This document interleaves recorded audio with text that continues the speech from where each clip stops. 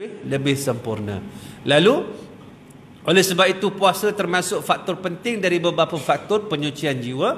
Jika kesabaran termasuk kedudukan jiwa yang tertinggi, maka puasa merupakan pembiasaan jiwa untuk bersabar. Nampak?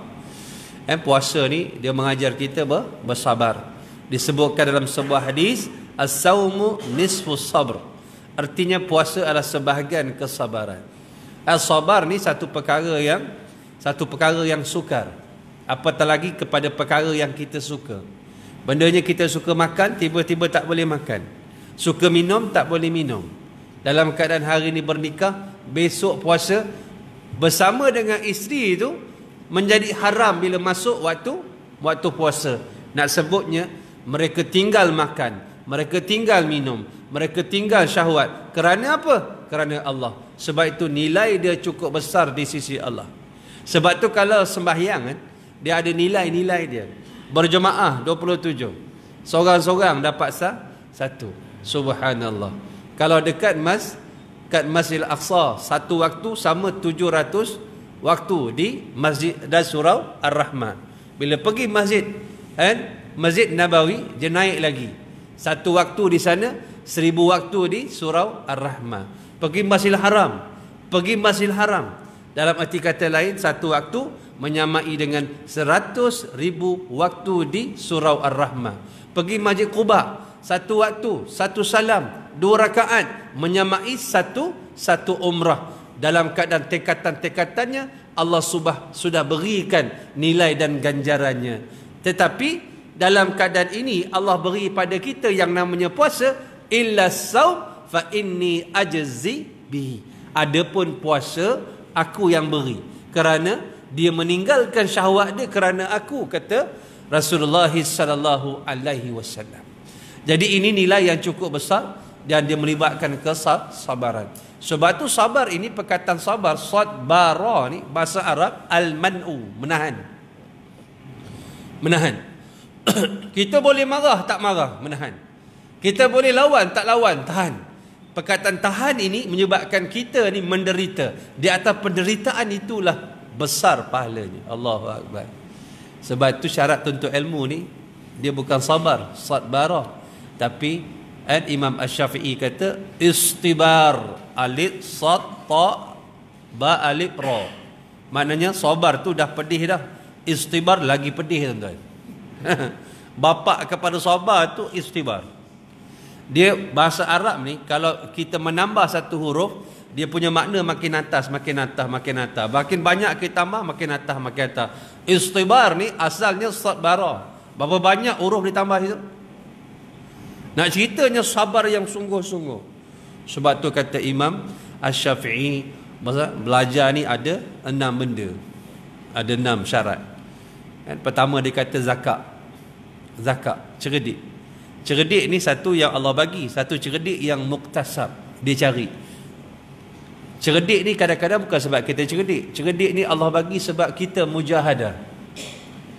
Kita bermujahadah, kita bersusah mencari pulun. Tu yang Allah bukakan pintu-pintu, walladzina jahadu fina lanahdiyanahum subulana. Barang siapa yang pulun cari jalan aku bagi kat dia. Allahu Akbar. Yang kedua, dia kena ada apa? Dia kena ada hirsun. Apa tu hirsun? Tamak, gelojo, rakus, tak cukup tauhid pergi belajar fiqh, tak cukup fiqh pergi tasawuf, tak cukup tasawuf pergi faraid, tak cukup ar-rahmah dia pergi surau sana, tak surau sana masjid negeri, tak masjid negeri masjid negara, tak masjid negara pergi luar negara. Dia kena tamak. Yang ketiga, dia kena ada bulghah. Apa bulghah? Dia kena ada bekalan. Dia kena ada duit. Dia kena ada pengorbanan wang. Kan, nak pergi jauh bukan senang. Mengantar orang ni, pelajar ni, pergi South Africa gitu. Tiket saya 7,000, tuan-tuan. 7,000. Macam pergi umrah pula ni. Tapi nak sampaikan anak orang kat sana bukan senang. Mak ayah dia orang pun orang senang, orang susah. Pelajar-pelajar ni kita cari sumbangan. Belajar bukan senang. 1 bulan RM800 untuk bayar fee semua sekali. Tapi Alhamdulillah ada orang yang sumbang tolong kan orang sana. Orang tu cukup baik orang tu. Orang Afrika, tuan-tuan. Orang ni kaya, rumah dia kecil je. Uncle Akbar. Dia ajak datang rumah dia, dia buat nasi kambing, kambing masak, buat biryani kan. Tuan-tuan, dia ambil student saya yang dia dah taja lebih kurang 20 orang. 20 kalau 800 kalau sebulan, kalau 8 tahun 1.3 juta saya kira. Ringgit. Allahu Akbar. Mudah-mudahan Allah bagi keberkatan kat dia. Dia kenapa? Bulghah tuan-tuan. Bukan senang. Apa lagi? Kata Imam Asy-Syafi'i, suhbatu ustaz. Kena mulazamah, tadah kitab, berjumpa guru, baru boleh alim. Tengok macam Anas bin Malik, umur dia 10 tahun, mak dia datang bawa jumpa Nabi. Ya Rasulullah, ni anak aku 10 tahun, ambil dia buat khadam kau.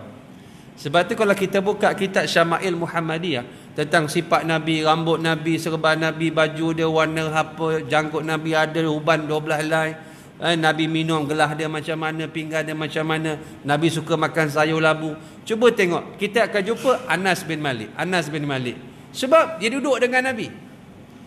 Sebab tu Nabi wafat umur dia 20 tahun.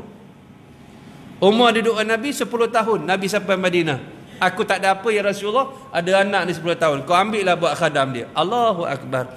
Dia mulazamah dengan Nabi. Anas bin Malik, sahabat yang keberapa tu? Yang ketiga paling banyak hafaz Nabi sebelum Siti Aisyah radhiyallahu anha. Allahu Akbar. Dia bersahabat dengan Rasulullah sallallahu alaihi wasallam. Kemudian kenapa perlu?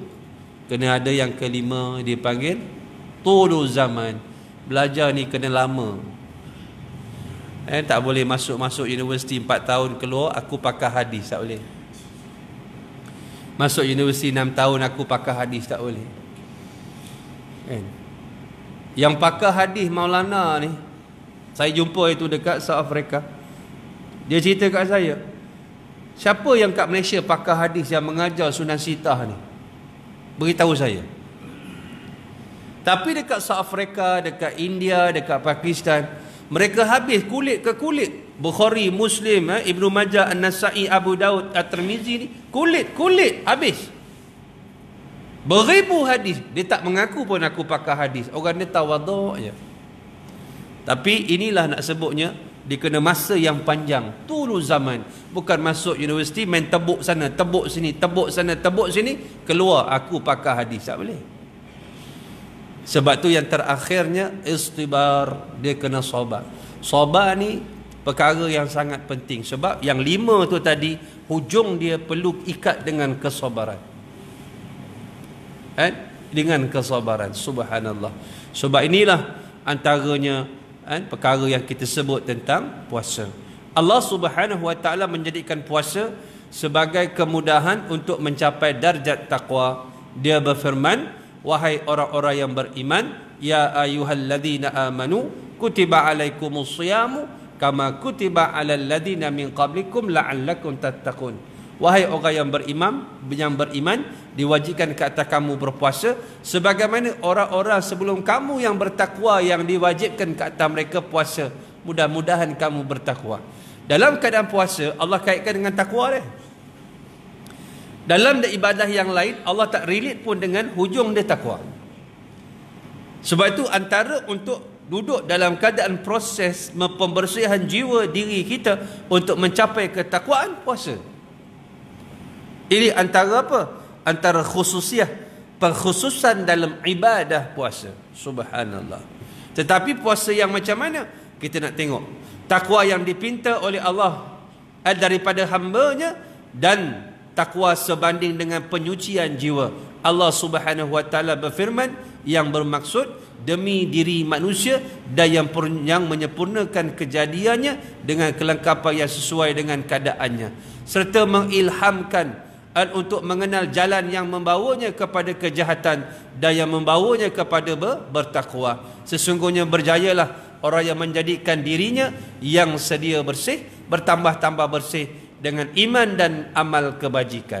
Dan sesungguhnya hampalah orang yang, ataupun rugilah orang yang menjadikan dirinya yang sedia bersih itu susut dan terbenam kebersihannya dengan sebab kekotoran maksiat. Surah Asy-Syams Ini juga dikaitkan dengan satu jenis nafsu, kan?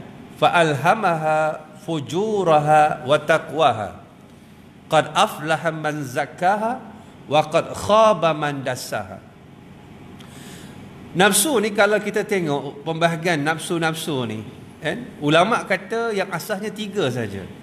Tetapi setengah ulama dia menambah lagi dengan pembahagian yang lain. Yang asasnya 3 saja. Mutmainnah, kemudian lawamah, kemudian amarah. Dan nafsu-nafsu ini ada yang mengatakan seolah-olah banyak. Dah. Nafsu, jiwa, hati ni satu je. Cuma hati tu kita nak olah dia, nak jadi dia mutmainnah ke, lawamah ke, amarah ke, kita. Sebab itu bila mana kita boleh mengolah dia jadi mutmainnah, nafsu yang tenang, tenanglah dia. Nafsu yang lawamah, yang menyesal, dipanggil nafsu sambal belacan cili padi ni. Dia makan pedas-pedas, dia tak sih dah. Kemudian dia makan balik, makan lagi, dia rasa tak sih dah, makan balik. Dia buat-buat kesalahan, dia ulang balik kesalahan. Yang amarah ni dia cenderung nak buat jahat je, tak ada kebaikan. Yang ni wa na'udzubillahi min zalik, takut hati dia sudah gelap.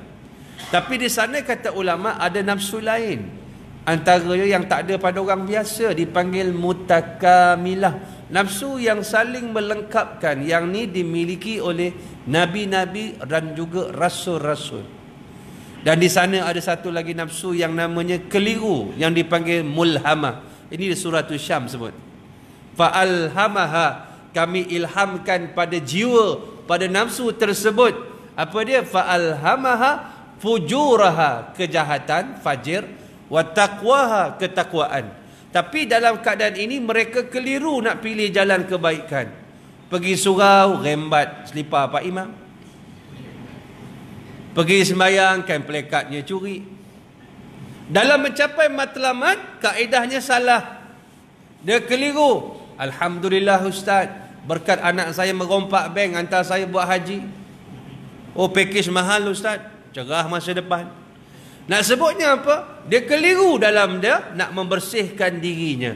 Sebab itu bila kita dapat membersihkan jiwa ini dengan cara apa? Dengan antaranya dengan puasa, dia menambah ketakwaan itu tadi. Maka qad aflaha man zakkaha, tazkiyah disebut di situ. Maknanya berjayalah orang-orang yang membersihkan jiwanya itu. Maknanya apa? Menjadikan jiwanya itu bertakwa kepada Allah Subhanahu wa taala. Wa qad khaba. Khaba masuk kat sini dia kata hampalah. Khaba juga rugilah. Khaba juga bila sebut rugi-rugi, khusran, khasirun, dalam kaedah Al-Quran merujuk kepada neraka. Wa na'udzu billahi min dzalik. Dan sebab itu antara kita nak bawa, nak tundukkan nafsu itu kepada taat kepada Allah, antara programnya ialah puasa. Di samping hak wajib, ada puasa yang sunat. Dalam keadaan kita memprogramkan diri kita, cuma nak tengok puasa tu macam mana. Dan kita bila tengok kitab Ihya, kaedah Imam Al-Ghazali, kalau dia membincangkan fiqh, dia akan sentuh tahu tentang tasawuf. Itu kaedah dia. Dia akan cenderung ke arah itu. Begitu juga dalam kitab ini. Sebab kitab induk Tazkiyatun Nafs ini merupakan rumusan, merupakan rumusan, ikhtisar daripada kitab induk Ihya Ulumuddin. Puasa ada yang sunat dan ada yang wajib. Hukum-hukumnya tidak asing lagi bagi orang yang tinggal di kawasan yang jumlah penduduk yang beragama Islam. Disebabkan buku ini membahas penyucian jiwa, maka kami hanya membahas adab-adab orang yang berpuasa, kerana dengan adab-adab tersebut puasa dapat memainkan peranannya yang besar dalam penyucian jiwa. Berikut ini adalah penjelasan Al-Ghazali. Yang pertama, rahsia puasa dan syarat-syarat batin. Tu yang diletak syarat batin, bukan ditekan pada fokus zahirnya. Kita dah bincang ni, hak zahir banyak dibincangkan dalam fiqh. Syarat-syarat batin banyak dibincangkan pada tasawuf. Lalu ketahuilah bahawa puasa memiliki 3 peringkat, iaitu puasa orang awam yang kita panggil saumul awam, yang kedua puasa orang khusus, saumul khusus, dan yang ketiga puasa orang yang paling khusus, yang dipanggil saumul khususil khusus, puasa yang sangat khusus. Puasa orang awam dari sudut fiqahnya, inilah dia, menahan perut dan kemaluan daripada menurut syahwatnya. Yang ni peringkat biasa. Bila dia sahur, dia macam biasa, kemudian dia tahan sampailah buka puasa maghrib nanti. Ini yang paling banyak sekali, paling banyak. Itu kita belum masuk lagi puasa yang yuk bangun pagi buka piuk, yang puasa tak semayang, yang kuk bangun pagi isap rokok. Yang ni banyak lagi ni. Ini paling banyak ni. Dia guna akal dia. Kok Ustaz bukan kenyang. Dia guna istilah kenyang atau lapar baru batal. Dia isu dia masuk dalam rongga utama, batal lah. Bukan isu dia asap ke, kenyang ke, tak kenyang ke, dah. Bila kita puasa, ambil pen, ambil botol, ambil ni, masuk kat dalam, batal lah. Itu kaedah dia. Tapi bila mana asasnya ialah umum, dia faham gitu. Kemudian puasa orang khusyuk adalah menahan pendengaran, penglihatan, lisan, tangan, kaki dan seluruh anggota badan daripada berbagai dosa. Maknanya dia tambah lagi, apa dia? Dia puasa anggota daripada dosa. Dia bila mai Ramadan, dia jaga sungguh. Tapi ramai yang puasa tapi tak menjaga anggota badan. Puasa. Bila bazar Ramadan, paling ramai beli juadah yang macam mana? Yang rambut merah, tuan-tuan. Kebetulan Selangor ni air dia kotor. Bila mandi rambut jadi merah. Paling banyak itulah yang pergi ke bazar Ramadan. Allahu Akbar. Paling banyak membeli juadah. Apa dia? Bazar Ramadan. Dalam keadaan apa? Membuka aurat, seluarnya pendek, kakinya panjang, bajunya sendat, dadanya bidang, rambut berterbangan bak, pontianak, gua musang. Ini yang paling banyak secara dia umum. Sebab itu buat baik ni ramai-ramai seronok, buat jahat ramai-ramai pun seronok. Sebab al-jamaah tu barakah. Betul tak? Sebab tu kalau puasa sunat tak rasa gah dia. Sebab kita saja puasa, orang lain tak ramai yang puasa. Tapi bila sebut Ramadan, semua berpuasa, semangat tu dia naik semangat. Tu mari seronoknya. Sebab apa? Sebab puasa bila buat ramai-ramai pada masa yang tertentu, dia jadi semangat. Sebab itu semua ambil peranan. Gangster pun puasa juga. Gangster puasa dia. Dan tahun 1996 saya baca satu majalah akademik Indonesia, nama dia majalah Gatra akademik, bukan majalah picisan macam Bangga Betik Kelapa Sawit tu dah. Yang ni majalah Gatra ni akademik. Dia buat wawancara dengan pelacur di Jakarta Ramadan. Ini betul tuan-tuan, saya baca. Dia buat wawancara. Pelacur yang ditanyanya tu, di wawancara dia kata, jangan memandang hina pada kami pelacur. Kami juga berpuasa menjelang Ramadan. Kami bertarawih, bertadarus. Cuma lepas daripada bertadarus, bertazkirah, barulah kami memulakan operasi kami. Cuma ada di kalangan pelanggan-pelanggan yang tidak sabar. Pelacur bertazkirah. Malu kita kalau tak dengar tazkirah ni. Nak sebutnya apa? Boleh puasa, boleh tazkirah, boleh tadarus, boleh tarawih, boleh melacur. Betul ke gitu? Maknanya puasa itu tidak memberikan bekas dalam hati orang yang melakukan puasa. Kerana bentuk puasa apa yang kita bawa. Lalu yang lebih dalam lagi, puasa orang yang paling khusus adalah puasa hati. Ini dia, subhanallah. Daripada berbagai keinginan yang hina dan fikiran-fikiran duniawi, serta menahan hati daripada segala sesuatu selain Allah secara menyeluruh. Jadi maknanya bukan saja dia puasa anggota badan dia, anggota daripada maksiat, melakukan maksiat, hati dia sentiasa terikat pada Allah. Hati dia tidak lalai daripada berzikir kepada Allah. Bahkan ketika buka puasa tu, dalam keadaan cara dia muhasabah balik. Puasa aku hari ni macam mana agaknya? Allah pandang ataupun tidak? Sebab tu bila mari Ramadan, dia mari package tau. Ramadan dia mari package, bukan saja puasa. Dia ada solat, dia ada zikir, dia ada Quran, dia ada qiyam, dia ada Lailatul Qadar, dia ada zakat fitrah paling tidak. Dan di antaranya inilah package di dalam bulan Ramadan. Sebab tu bulan Ramadan ini satu bulan sebenarnya cara hidup di 11 bulan yang lain. Cuma 11 bulan yang lain kita tak boleh hidup dalam keadaan seperti satu bulan Ramadan. Sebab itu bila disebutkan diletakkan kita dengan package ini untuk kita bawa ke 11 bulan yang lain. Itu hakikat dia. Kalau kita boleh hidup macam itu, macam mana agak-agak? Bulan Ramadan macam mana agak-agak? Zuhur kat sini bulan Ramadan penuh tak? Kenapa tak boleh buat luar Ramadan? Asar penuh tak? Penuh. Kan? Subhanallah. Makan, buka puasa penuh, semua pakat bawa. Pengat pisang saja, pengat keladi saja, pengat saja 10 jenis. Kalau tiap-tiap hari macam tu kan kita bawa makanan, saya yakin surau ni ramai orang. Tu silap lah tuan-tuan bawa makanan Ramadan saja. Tu yang orang tak nak datang. Cuba buat tak selalu penuh tuan-tuan. Kambing, tiap-tiap hari kambing. Oh, tu masjid apa tu? Masjid Al-Ikhlas lah. Seksyen 13. Satu hari dia punya makan dia berapa ribu Makan dia subhanallah. Ada menu pula. Weh, boleh tengok menu pula. Subhanallah. Di setengah tempat dah. 1996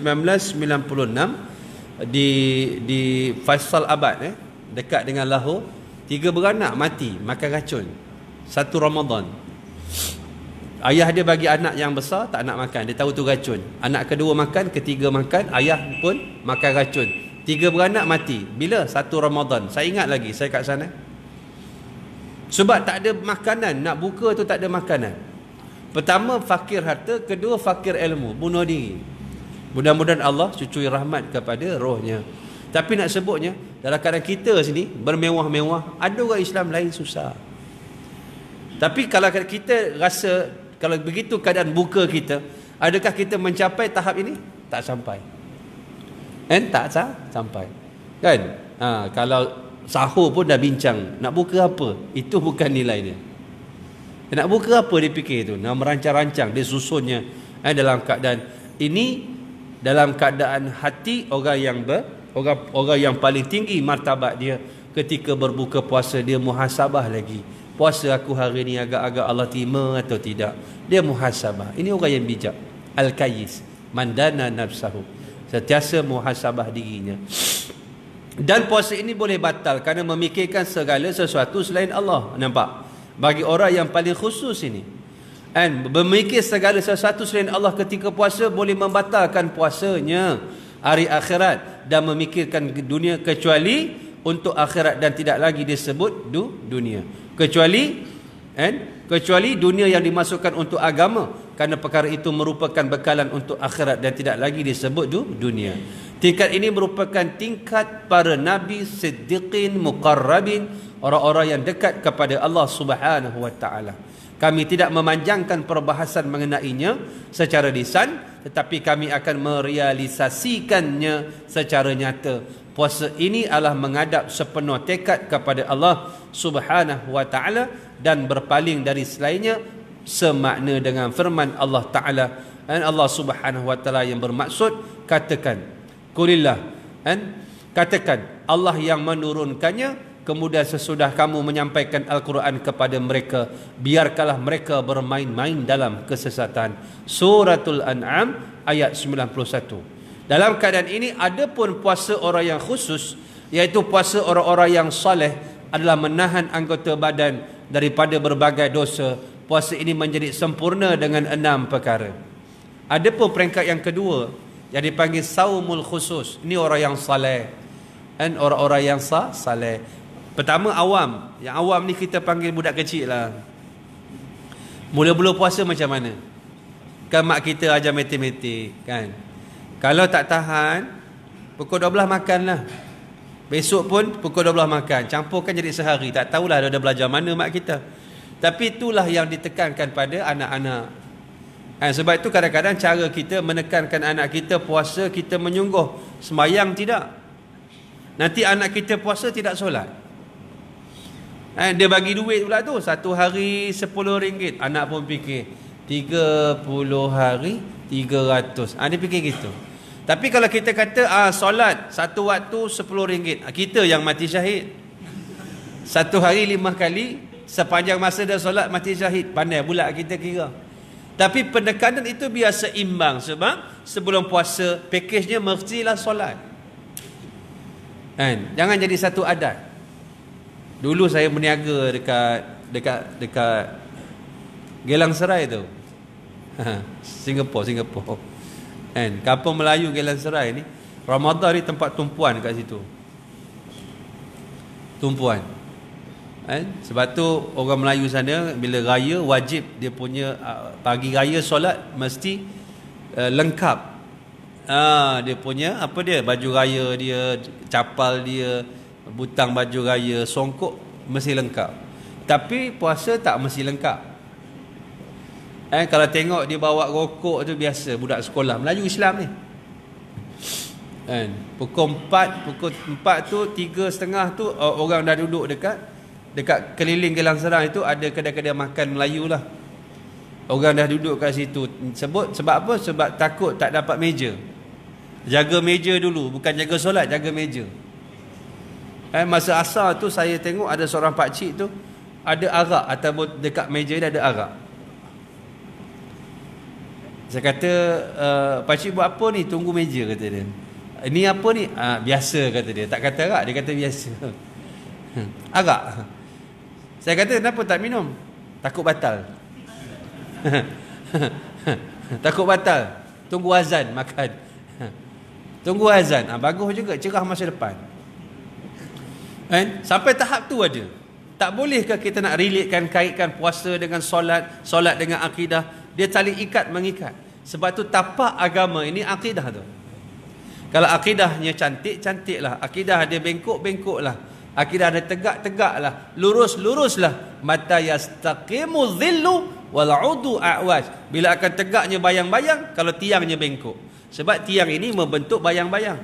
Kalau tiangnya bengkok, bayang-bayang bengkok. Tiangnya tegak, bayang-bayang tegak. Akidahnya tegak, luruslah ibadah, luruslah seluruhnya. Sebab tu asas dalam kehidupan kita akidah. Tu yang tadi dua hadis tu tadi, asas rukun Islam kalimah la ilaha illallah. Kalau yang ni dia selesailah. Jadi dalam keadaan ini asasnya pada orang-orang yang soleh ada dah meningkat dah. Sebab budak-budak puasa lain. Kalau kat kampung saya masih ingat lagi kecil-kecil kan. Dia bila puasa siang tu dia lain. Dia buat apa? Dia mengumpul apa yang dia boleh nampak. Orang kampung, kat kampung kan macam-macam pokok ada kan. Nampak pokok jambu, dia kumpulnya jambu. Buah jambu dia kumpul sebab nak buka. Orang kampung, budak kampung. Tuan-tuan lain, lahir kat KL kan, kat SCC kan. Saya kumpul pokok jambu, nampak apa? Sebab nak buka. Tapi bila buka semua tak boleh makan. Yalah, nafsu. Sebab tu seronok niaga Ramadan lah. Sebab apa? Orang akan beli apa pun. Tuan-tuan jual, beli tuan-tuan. Niagalah Ramadan ni. Tayar masak 3 rasa laku tuan-tuan. Tayar kereta masak 3 rasa laku tuan-tuan. Orang boleh, bukan boleh rasa pun. Orang beli saja. Sebab ketika itu nafsu berfikir. Nafsu yang bertindak, yang memberi keputusan. Sebab itu sangat seronok apa dia? Berniaga. Berniaga ketika Ramadan. Orang tak boleh makan. Sedap tak keripap? Rasalah. Mana boleh makan? Batal. Tapi balik makan tawar hebe. Balik makan masin piang. Tak boleh. Sebab tak boleh rasa. Kan? Tu yang balik mengamuk tu. Kawan tu bekas gangster. Baru taubat. Baru puasa pertama. Beli cucuk badak. Balik buka. Tak ada badak pun dalam tu. Marah dia kan. Sebab nama cucuk badak. Kan? Dia marahnya. Lepas tu bila jual cucuk udang tu, tak ada udang, ada misai udang je panjang. Dia repeat balik. Makcik, tengok ni, makcik jual. Makcik kenal saya gangster. Oh, marah dia. Tengok ni, cucuk udang tak ada udang. Makcik pun jawab, biasalah cucuk udang tak ada udang. Sebelah tu, cucuk badak, tak ada badak pun. Senyap gangster tu tuan-tuan. Jadi ada boleh nampak macam mengantuk je. Saya datang lagi luar tadi, ya Allah ngantuknya. Berhenti beberapa stop tadi nak sampai sini. Ngantuk sungguh ya Allah. Tak boleh buka mata dah. Ada puasa orang yang khusus, iaitu puasa orang-orang yang saleh, adalah menahan anggota badan daripada berbagai dosa. Puasa ini menjadi sempurna dengan 6 perkara. Tengok, yang pertama dia kata menundukkan pandangan dan menahan pandangan kepada setiap perkara tercela dan dibenci, juga setiap perkara yang boleh mengganggu hati serta melalaikan dari mengingat Allah. Rasulullah sallallahu alaihi wasallam bersabda, "An-nazratu sahmun masmumun min sihami iblis. La'anahu Allah, faman tarakaha khaufan min Allah, atahu Allah azza wa jalla imanan yajidu halawatahu fi qalbihi." Memandang itu, pandangan itu adalah anak panah. Bukan saja anak panah. Anak panah tu dah berbahaya dah. Panah tu, sahmun tu dah berbahaya. Dimasukkan dengan sifat sahmun masmumun, panah yang beracun. Panah yang beracun di antara anak panah iblis. Semoga Allah melaknatnya barang siapa yang meninggalkannya kerana takut kepada Allah, maka dia telah diberikan oleh Allah keimanannya yang dirasakan manisnya di dalam hatinya. Kan, bukan saja makan, bukan saja kita puasa ni bukan melibatkan yang kita masuk dalam mulut, tetapi anggota, antaranya mata. Kita jaga tak tengok maksiat dekat luar, tapi balik rumah tengok TV yang lebih teruk daripada dekat luar. Sama tak? Sama juga. Dekat handphone tengok benda yang lebih teruk daripada kita pandang, bukan saja rambut yang dibuka. Sama juga. Yang kedua, berada di tempat-tempat yang kita boleh faham macam mana. Kan? Tempat-tempat tepi pantai, takkan orang pakai niqab, pakai purdah. Kan? Kawasan-kawasan ni kena faham-faham lah dalam keadaan mata itu. Maksudnya mata ini disebutkan dalam syair, an mu'dhamun nari min mustasqaris syarar. Bermulanya penduduk neraka itu ialah daripada dosa yang kecil. Bermula dengan an-nazar, memandang.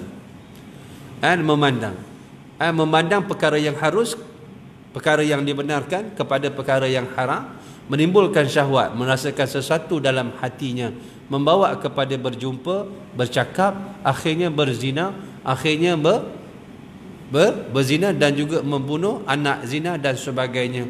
Bermula dengan dosa yang kecil. Kan, yang kecil, dengan memandang. Sebab tu kata Nabi kepada Sayyidina Ali, laka ula wa laisa laka saniya. Wahai Ali, pandangan pertama itu bagi kamu, kedua itu yang kamu ikut dengan pandangan syahwat, itu bukan bagi kamu, haram hukumnya. Saya ustaz, saya tengok perempuan tu sekali je ustaz, tapi 2 jam, itu kau scan namanya. Saya ustaz bukan tengok perempuan tu berenang, saya tengok renangan dia je, renangan dia. Habis renangan itu mari daripada mana? Daripada perempuan tu lah, mana boleh berpisah. Sebab dia ini pandai syaitan. Dia cara dia masuk dia pandai. Dia datangkan rasa kasih, rasa seronok. Tu yang kita tu tengok isteri kita tak cantik, tengok isteri orang cantik, padahal isteri kita tu bekas ratu kebaya tu. Tengok, dia tengok cara dia kan, pandai dia. Dia mainkan perasaan kita dengan pandangan. Sebab tu banyakkan apa nak kurangkan beri, banyakkan tengok Al-Quran. Biasakan ada Quran kecil dekat dalam poket, dalam beg kita berjalan. Kalau kita boleh bawa handphone, boleh bawa power bank, boleh bawa charger, bawa Power Ranger. Awak tak boleh bawa Quran satu? Apa masalahnya? Berapa kilogram berat ke? Kereta letak satu Quran satu, duduk jam baca sikit. Bila banyak tengok Quran, kita lupa nak tengok lain. Jadi maknanya apa? Kita yang merancang program hidup kita. Sekarang ni kan dah banyak macam-macam, kan? Ya, dah canggih. Kan, kadang orang bisnes bukan satu handphone, 2 handphone, 3 handphone. Takut apa? Banyak kontak satu. Kemudian takut pula bateri kong. Bawa charger lagi, bawa power bank lagi, macam-macam power dia bawa. Berat. Tapi Quran tak ada. Allahu Akbar. Semayang letak handphone kat depan. Dalam sembah handphone. Dan macam Syiah pula sembah batu Karbala. Dia batu Karbala dia ialah iPhone, Samsung dan juga Samsiah. Jadi dia letak kat depan tu. Maksudnya apa? Penyusunan itu kita yang susun. Yang kedua, boleh sikit lagi. Sikit lagi insya-Allah. Boleh Menjaga lisan untuk tidak membicarakan tentang perkara-perkara yang tidak keruan, dusta, ghibah, mengumpat, namimah, mengadu domba atau memfitnah. Kekejian perkataan kasar, pertengkaran dan perdebatan serta mengharuskan diam kepadanya dan menyibukkannya dengan zikir kepada Allah Subhanahu wa taala dan membaca Al-Quran. Inilah puasa lisan. Dan tadi mata, yang ni lidah. Ini puasa, inilah puasa lisan. Sufyan berkata, Sufyan Al-Thawri berkata, ghibah merosak puasa. Diriwayatkan oleh Bashar bin Al-Haris daripada Sufyan Lais meriwayatkan daripada Mujahid, ada dua perkara yang boleh merosakkan puasa, iaitu ghibah dan dusta. Rasulullah sallallahu alaihi wasallam bersabda, innamas saumu junnatun fa idza kana ahadukum sha'iman fala yarfus wala yajhal wa inim ru'un qatalahu aw syatamahu falyaqul inni saimun. Artinya sesungguhnya puasa itu adalah perisai. And apa dia? Innamas saumu junnatun. Innama ni kalau kita buang, as-saumu junnatun, boleh tak? Boleh, saya dah sebut dah. Innama ni uslubut takhsis. And dia satu pengkhususan dalam kaedah balaghah. Bila mari innama, ayat cerita sebelah dia nak ceritanya, bila sebut puasa je mesti perisai. Kalau as-saumu junnah, puasa perisai. Bila mari innamas saumu junnatun, sesungguh-sungguhnya bila namanya puasa, dia mesti menjadi pendinding, perisai. Kalau tak diperisai, bukan puasa namanya. Tanpa inama, ayat ni lengkap. Cara nahunya, grammarnya, tata bahasa. Tapi bila mari inamah, menunjukkan pengukuhan daripada Rasulullah. Sebab tu Rasulullah ni bila bercakap, kadang-kadang ayat dia ringkas, kadang ayat dia tu ringkas. Tapi walaupun ringkas, padat. Ini dipanggil jami' mani'. Dalam tu mendalam maksudnya. Sebab itu hebatnya Rasulullah SAW dalam penggunaan bahasa. Sebab tu tengok Rasulullah SAW, dia menggunakan bahasa yang paling mudah, yang paling simple. Arab faham, bukan Arab faham, kita hari ni pun boleh faham. Subhanallah, hebat Rasulullah SAW. Nak sebutnya as-saumu junnah, ni kalau tak ada baris ni boleh baca junnah, jannah, jinnah. Tiga boleh. Puasa itu junnah, perisai. Jannah, taman ataupun syurga. Jinnah, jin. Jin. Jangan salah baca. As-saumu jinnatun. Puasa itu seekor jin. Sudah. Jadi maknanya kata Rasulullah SAW, apabila salah seorang daripada kamu berpuasa, maka janganlah berkata kotor, berkata bodoh, bertindak bodoh. Dan jika ada seorang yang menyerang kamu, maka hendaklah dia mengatakan, sesungguhnya aku berpuasa, sesungguhnya aku berpuasa, inni shaim. Kalau isteri kita marah kan, inni shaim, aku berpuasa, padahal tak puasa. Isteri kita marah, sabar je, biar je. Abang, dengar tak saya? Dengar. Dah 2 jam saya ceramah ni, abang tak cakap. Awak kata dengar, awak tak kata dengar dan komen. Suami pula luar bendul, kan? Dengar je. Tak apa, jadi pendengar yang setia. Kan? Yang ketiganya, menahan pendengaran daripada mendengar semua perkara. Dah 2 kan? Yang 3, semua perkara yang dibenci kerana segala sesuatu yang haram diucapkan, haram juga didengar. Oleh sebab itu Allah Subhanahu wa taala tidak membezakan antara orang yang mendengar dan orang yang memakan barang haram. Allah Subhanahu wa taala berfirman yang bermaksud mereka itu adalah orang-orang yang suka mendengar berita bohong, banyak memakan yang haram. Sama'una lil kadhib, akaluna lisah. Maknanya mereka itu orang yang suka mendengar berita bohong, banyak memakan yang haram. Sebab itu tadi itu atas dalam keadaan lidah. Sebab tu lidah ini kita nak jaga bukan masa puasa saja. Tak puasa pun kena jaga. Sebab ramai orang masuk neraka bukan sebab membunuh, merogol, minum arak dah. Nabi kata apa hadis dia tu? Allahumma salli Muhammad. Allahumma salli Muhammad. Macam mana hadis tu? Macam mana awal dia? Saya ingat dekat tengah-tengah itu.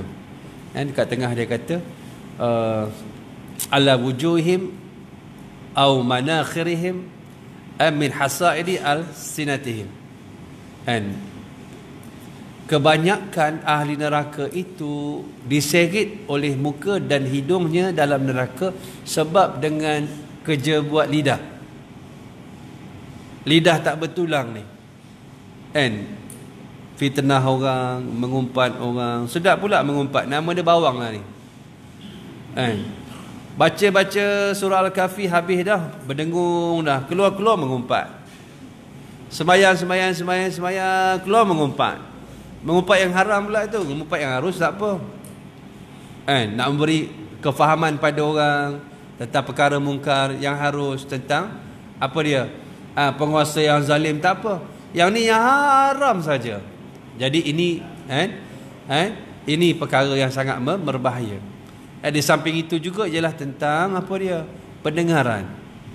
Allah Subhanahu Wa Taala juga berfirman, mengapa ketua-ketua agama dan pendeta-pendeta mereka tidak melarang mereka dari mengeluarkan perkataan-perkataan apa dia?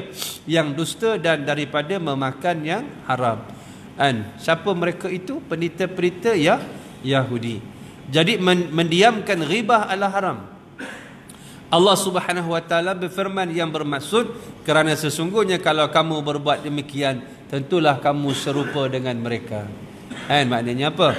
Maknanya dia tidak mencegah daripada perkara yang mungkar.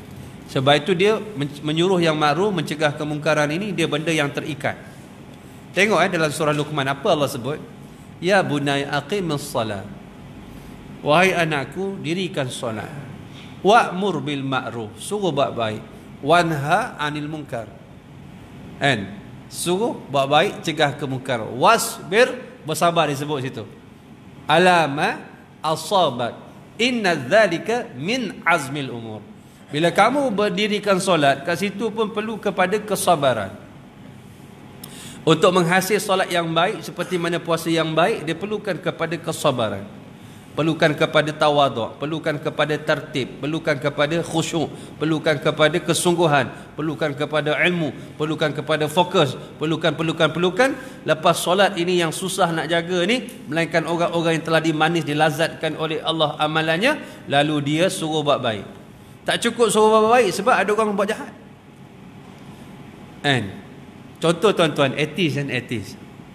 Dia orang ni dah murtad dah. Dia nak orang lain, anak kita murtad macam dia juga. Tuan-tuan faham tak? Facebook paling aktif dekat Malaysia ni untuk etis, yang namanya Malaysian Atheist and Secular Humanist Mesh, antara yang paling aktif dekat dalam dunia hari ni.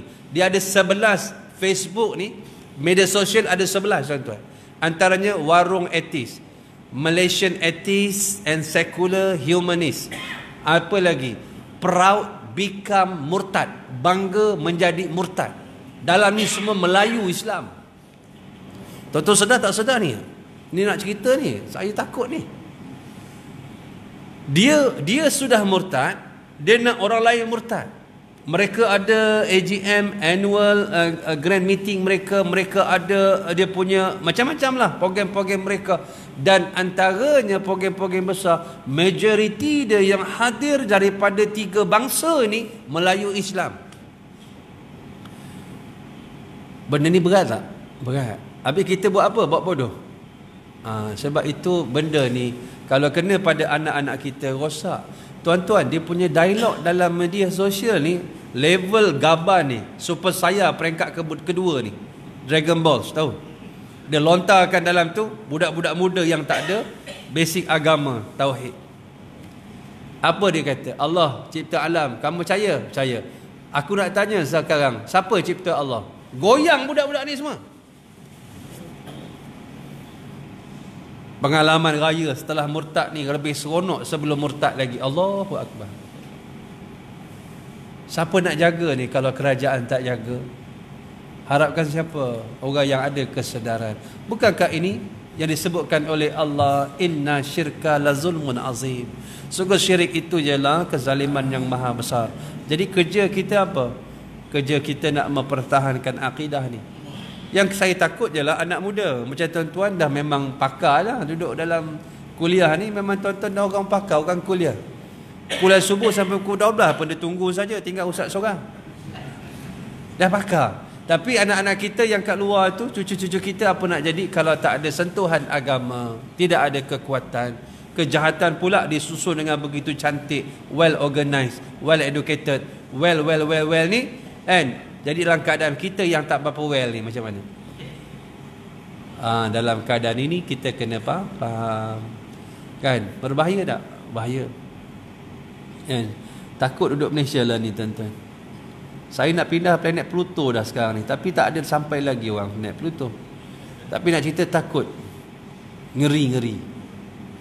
Kan? Ngeri sangat.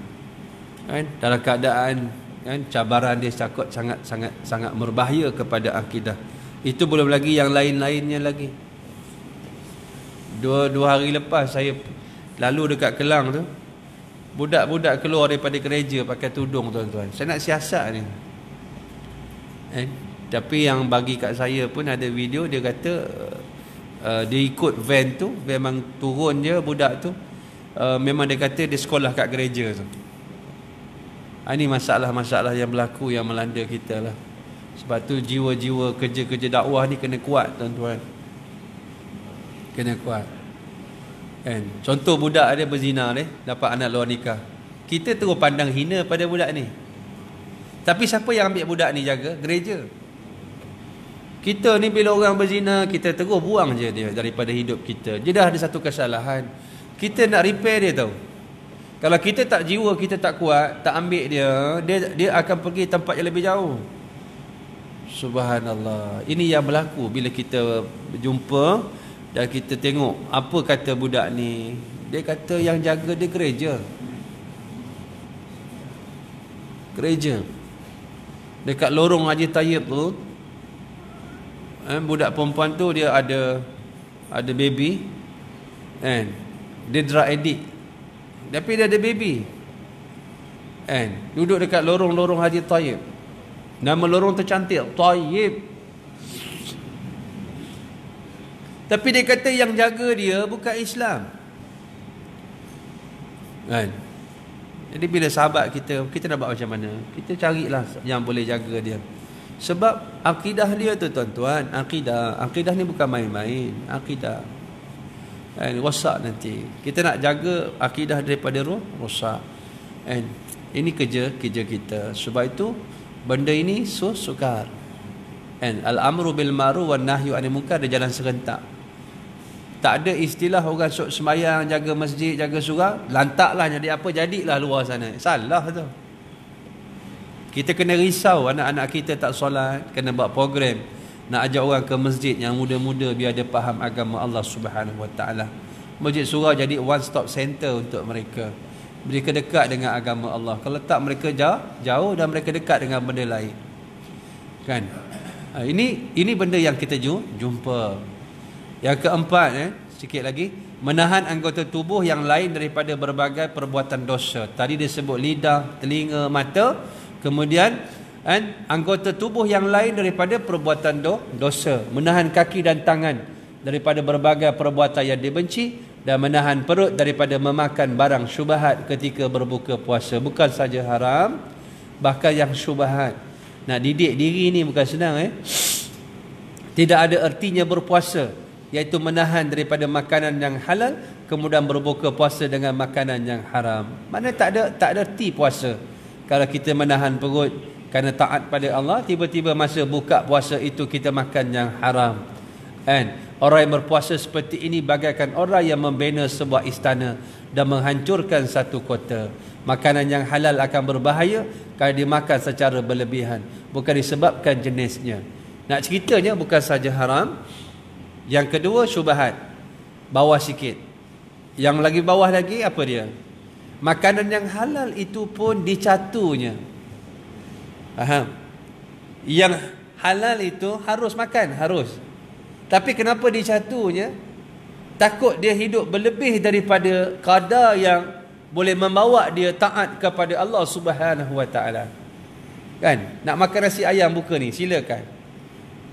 Masak nasi ayam. Tapi jangan sampai membazir pada kuantitinya.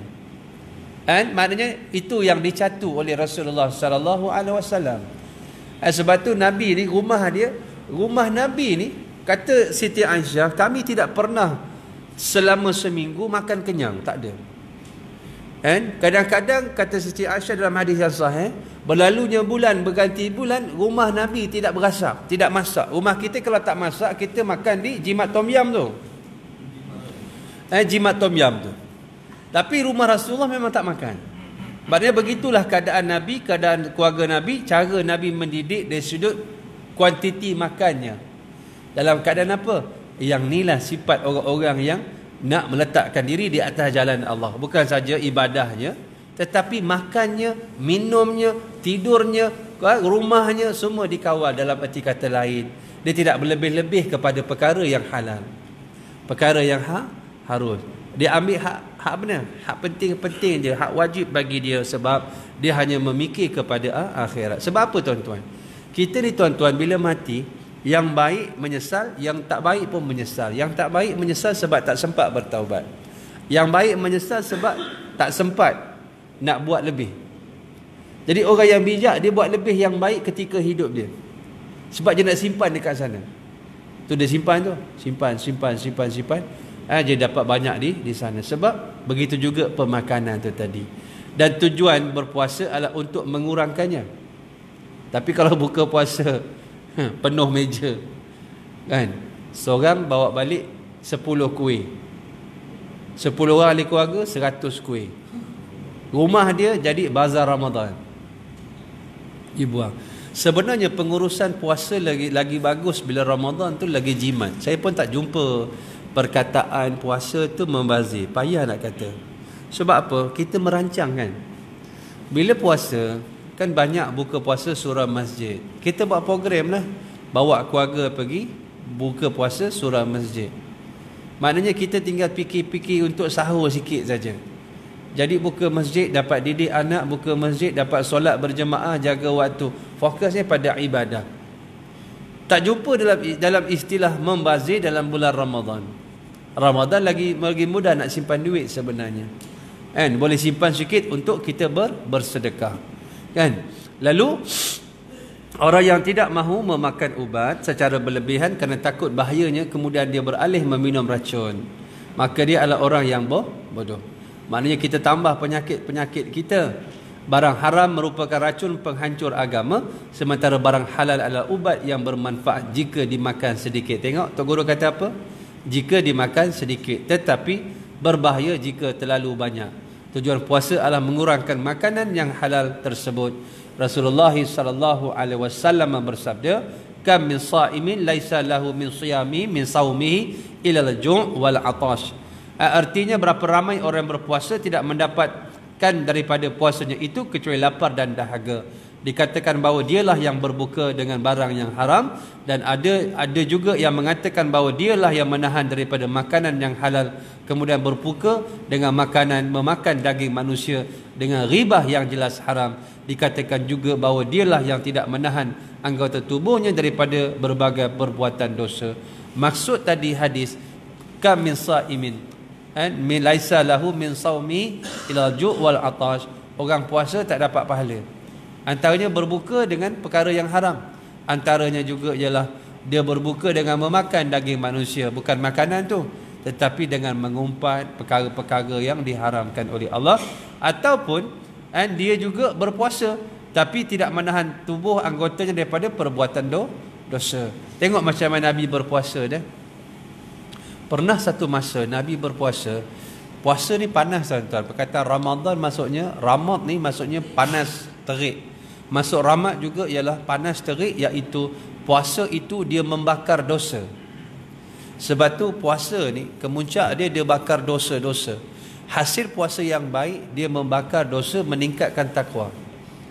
Sebab tu orang beriman dia tidak berlakon, dia sama je sepanjang tahun.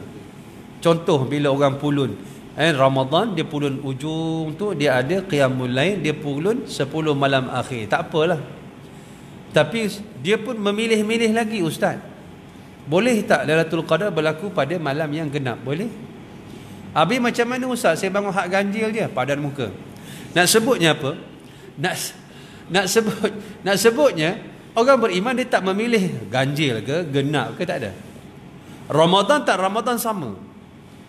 Kita yang pulun ni mengejar Lailatul Qadar, dalam keadaan Lailatul Qadar kita tak pasti bila. Cuba berlaku Ramadan. Ada kata hujung Ramadan, ada kata hak ganjil. Cuba tengok. Benda yang dah pasti. Antaranya apa? Tiap-tiap malam Allah turun ke langit dunia. Hadis sahih. Tiap-tiap malam, bukan Ramadan saja.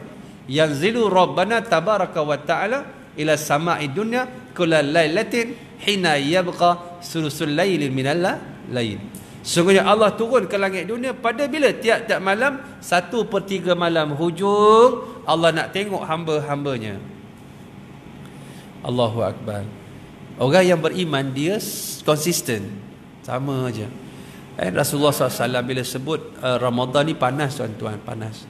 Kalau kita faham panas, dekat Mekah lagi panas, Madinah lagi panas.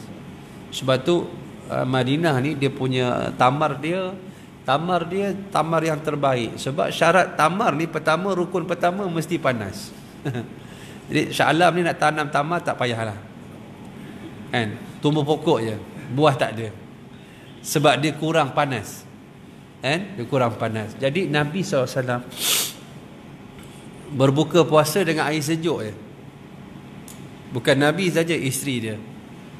Hari ketiga Nabi kata, wahai Aisyah, cuba tengok kat dapur ada apa. Nabi tahu kat dapur tak ada apa-apa, tapi saja nak kata mujamalah ni. Jumpalah si biji tamar kering. Lalu Nabi kepak dua, Nabi bagi separuh ke Aisyah radhiyallahu anha, Nabi pegang separuh. Siti Aisyah makan, dia kata, ya Rasulullah, aku masih lapar lagi. Lalu Nabi ambil bahagian dia yang separuh tadi, Nabi kepak lagi. Tuan-tuan, tamar besar ni ke besar ni? Faham tak faham ni? Besar ni tuan-tuan. Besar ni tamar. Dah lah tamar, kering pula tu. Siti Aisyah ambil sebahagian tu, Nabi tengok je. Nabi sian tengok isteri dia macam tu. Sebab Nabi ni Rasul, isteri dia orang biasa. Tadi dalam keadaan ini, dia melihat keadaan isteri dia, Nabi sedih. Hari ketiga tu Ramadan, waktu tengah hari, Sayyidah Umar tengok Nabi jalan terhoyong-hayang. Nabi macam nak rebah, tuan-tuan, kerana terlalu lapar. Terlalu lapar. Nabi angkat tangan dia ke langit, Nabi kata, ya Allah, ini kalau yang kau berikan pada hamba-Mu. Ini yang kau berikan kepada hamba-Mu, Rasul-Mu. Malaikat turun, tuan-tuan. Malaikat turun. Malaikat turun, dia kata, wahai Muhammad, kamu nak bukit-bukit ni aku tukar jadi emas, aku tukar sekarang. Nasib baik Nabi yang ditanya. Kalau kita yang ni Gunung Ledang sekali, Gunung Kinabalu sendiri, itu kita. Tapi apa kata Nabi? Ya Allah, cukuplah sehari aku makan, sehari aku berlapar. Ketika mana aku makan, aku bersyukur di atas nikmat-Mu. Ketika aku lapar, aku bersabar di atas ujian-Mu. Ini permintaan Nabi. Allahu Akbar. Kalau ini kualiti puasa Nabi, tengok diri kita lah maknanya.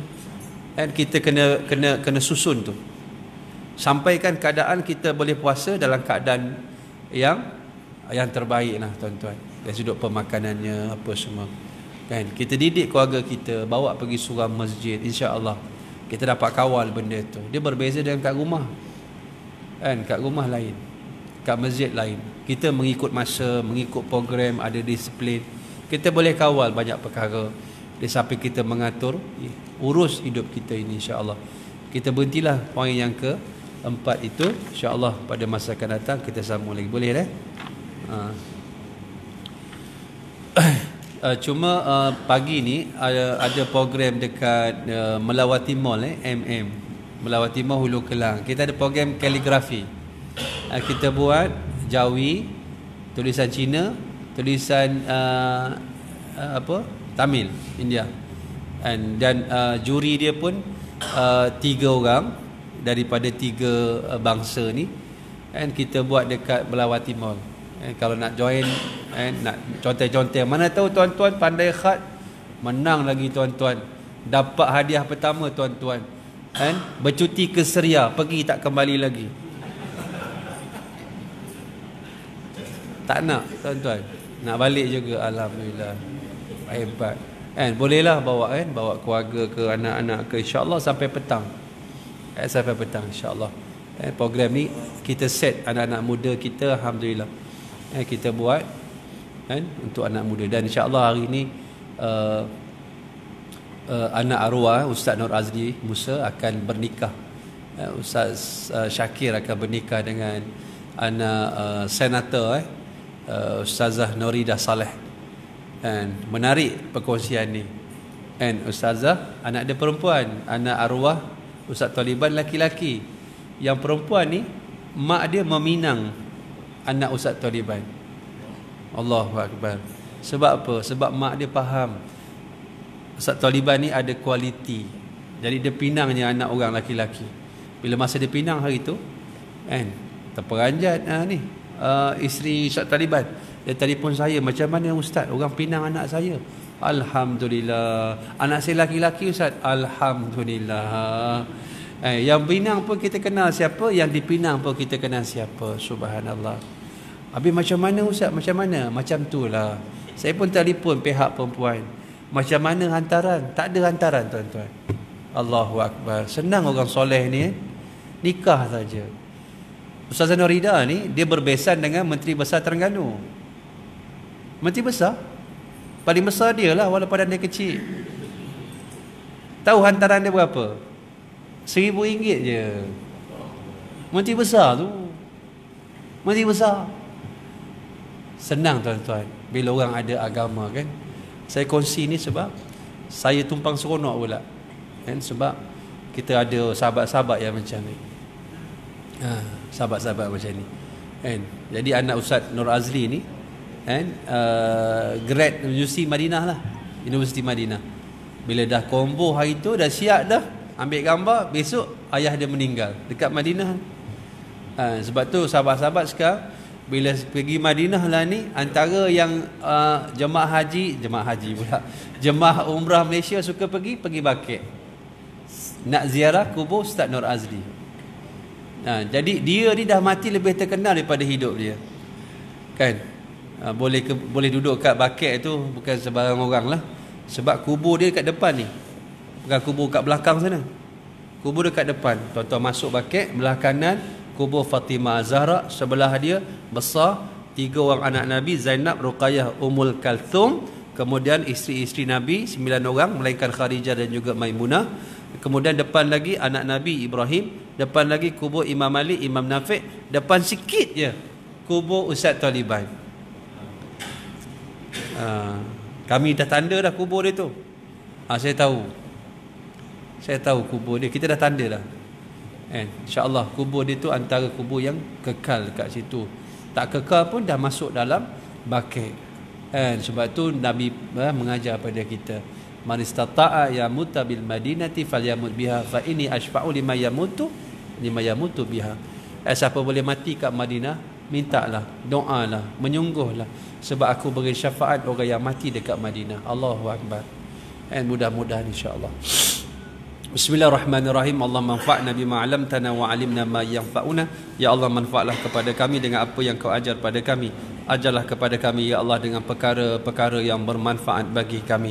Ampunkan dosa kami yang banyak. Ampunkan dosa kedua orang ibu bapa kami. Ampunkan dosa ibu yang telah mengorbankan nyawanya melahirkan kami. Ampunkan dosa ayah yang telah membanting tulang 4 keratnya membesar dan mendidik kami. Ampunkan dosa ya Allah suami kami, suami yang menanggung dosa kami sejak kami diijab kabulkan. Ampunkan dosa isteri kami ya Allah, isteri yang banyak bersabar dengan kami. Ampunkan dosa anak-anak kami. Terkadang anak-anak kami jauh daripada agamamu ya Allah. Lembutkan hati-hati mereka ya Allah, agar rujuk balik kepadamu ya Allah. Ya Allah ya Tuhan kami, ampunkan dosa adik-beradik, sahabat-sahabat, jiran-jiran kami. Ampunkan dosa ya Allah secara khusus kepada tok-tok guru kami, para alim ulama kami yang tidak jemu-jemu menabur bakti ya Allah, agar kami kenal akan Islam, agar kami kenal akan-Mu ya Allah. Ya Allah ya Tuhan kami, jadikan anak cucu zuriat keturunan kami anak-anak yang saleh dan saleha, beriman dan bertakwa, mendirikan salat, menutup aurat, tahu membaca Al-Quran, anak-anak yang boleh memandi, mengkafan, mendirikan solat jenazah untuk kami, anak-anak yang boleh ya Allah mengusung keranda kami ke kubur, anak-anak yang boleh ya Allah memimpin tangan kami ke syurga-Mu. Ya Allah, kami datang tadi dengan dosa yang banyak ya Allah, pulangkan kami dengan keampunan. Kami datang tadi dengan masalah yang banyak ya Allah, pulangkan dengan penyelesaian. Kami datang tadi ya Allah dengan penyakit yang banyak ya Allah, pulangkan dengan kesembuhan. Dan sekiranya berbaki penyakit-penyakit yang kami tanggung sampai kami mati ya Allah, jadikan penyakit tersebut penebus pada dosa-dosa kami yang banyak ya Allah. Rabbana atina fid dunya hasanah wa fil akhirati hasanah wa qina azabannar. Subhana rabbika rabbil izzati amma yasifun, wassalamun alal mursalin, walhamdulillahi rabbil alamin. Taqabbalallahu minkum minna wa minkum taqabbal ya karim. Assalamualaikum warahmatullahi wabarakatuh.